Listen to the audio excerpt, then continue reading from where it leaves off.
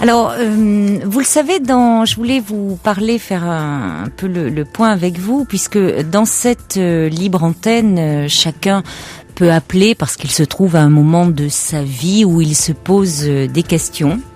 Cependant, il arrive que malgré l'excellent travail d'Assiba, de Quentin et de Clémence qui vous accueillent chaque soir au Standard, nous nous fassions piéger par certaines personnes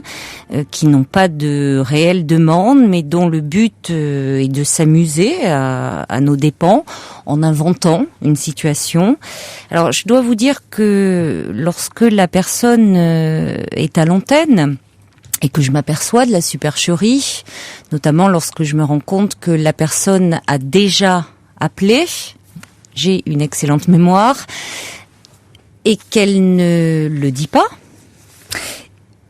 Alors, c'est son droit, c'est pas le fait qu'elle ait déjà appelé, qu'elle ne le dise pas, mais que finalement elle reprend une situation évoquée et que finalement derrière cette situation évoquée, c'est toujours les mêmes éléments qui réapparaissent.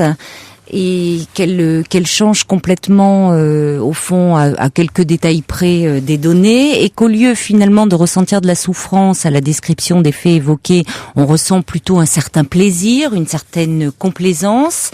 C'est vrai qu'une fois à l'antenne, il m'est difficile d'interrompre l'échange par peur, je vous le cache pas, de vous paraître discourtoise, et pourtant après réflexion, je me dis que c'est certainement ce que je ferai à l'avenir si cela devait se reproduire, parce que je tiens à ce que cette libre antenne garde tout son sens, c'est-à-dire un espace où l'on peut parler vrai, par respect pour vous tous qui appelez chaque soir et qui parlez souvent avec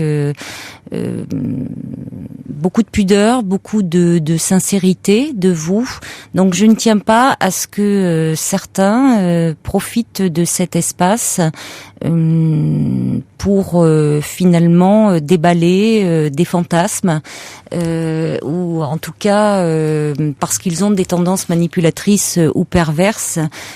tirer un certain plaisir de s'amuser, d'occuper cet espace, je dirais, aux dépens d'autres qui ont une réelle demande. Alors c'est vrai que je pourrais passer cela sous silence. Je me suis dit ça pourrait rester au sein de l'équipe, rester notre cuisine interne si je peux dire, mais par souci d'honnêteté vis-à-vis de vous, je tenais à vous en parler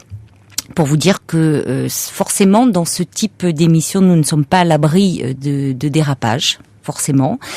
que à l'avenir nous allons redoubler de vigilance. Soyez-en assurés. Néanmoins, comme je vous le disais, on évoque souvent dans cette émission des personnalités parfois un peu manipulatrices, un peu perverses, ce qui est très différent des plaisantins, parce que des plaisantins, des blagues de potache, c'est arrivé quelquefois dans l'émission, et à la limite, je vais pas dire que je trouve ça plutôt drôle parce que je voudrais pas non plus encourager ça, mais c'est les blagues de potache, à la limite, vous savez que j'aime bien rire et ça me fait plutôt rire. En revanche, quelqu'un qui a une perversion, qui m'utilise et où là je me sens complètement instrumentalisée, qui à chaque fois évoque non pas une situation réelle, mais qui fantasme, qui se sert de l'antenne et qui m'instrumentalise et qui se moque finalement de moi et de vous, ça m'est carrément insupportable. C'est vrai que du coup, l'échange devient désagréable parce que évidemment je ne suis pas du tout dans l'empathie. Je suis très à distance, voire même agressive. Vous l'avez senti d'ailleurs. Donc c'est pénible pour tout le monde. Donc je préfère, je vous le dis, à l'avenir, si une telle situation se reproduisait, je couperai court à l'échange et je vous dirai d'ailleurs pourquoi. Voilà, je voulais en parler avec vous, que vous sachiez, parce que je sais que vous tenez beaucoup à cette émission et je tenais à vous dire aussi un peu comment je comptais travailler et vous expliquer aussi ce qui peut s'y passer.